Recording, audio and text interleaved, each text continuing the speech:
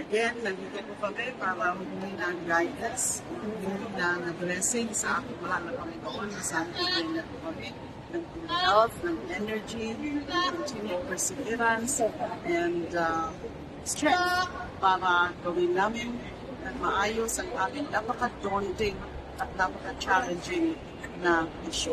Ready na po kayo tomorrow? Oh yes, we are ready. The prosecution team is ready at the start of the impeachment trial tomorrow. Nandito na po kami para humingi.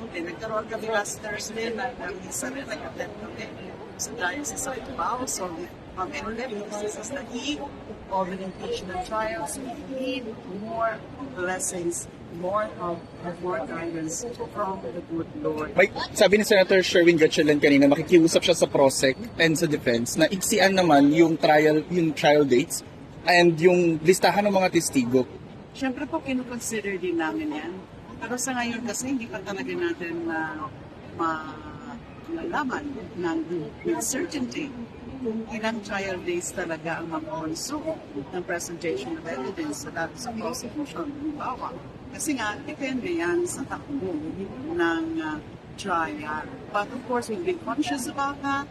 We will try to abide by the request of the impeachment court. Yun po ang gusto nila. Pero hindi po namin masasabi pa at this point. Kasi syempre, nandiyan na yung listahan, meron na po yung mga intended witnesses. Now, as to whether or not, exactly ang representa sa actual trial, ay masasabi lang po natin yan pag andyan na. Although for the first 3 days of the trial, nag-submit na po ng request for subpoena. Pinapasoma na po namin yung first 3 witnesses namin in connection with Article 4, which is the contracting with assassination of an assassin, grave threats, and inciting to sedition. Meaning bukas kayo, nabawasan. Are you open? We'll always listen, of course, to the impeachment court. Pinagalang namin ang impeachment court. So, kung yan naman hindi pa siya nila, we will try to comply. At sa ngayon po, hindi pa namin po yan masasabi ng talagang sigurado na. Dahil nga po, it should not be at the expense of quality and exhaustive presentation. Bukas may testigo ng haharap po ba?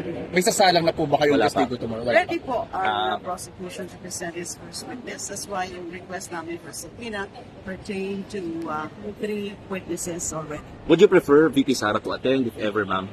Siyempre, discretion na niya yan. But of course, the people would want her present there. And to see her the seriousness, to see her respect for the court. Kasi kung iistabi na naman niya, katulad ng ginawa niya doon sa House hearings, ang pag-ibig sabihin yan.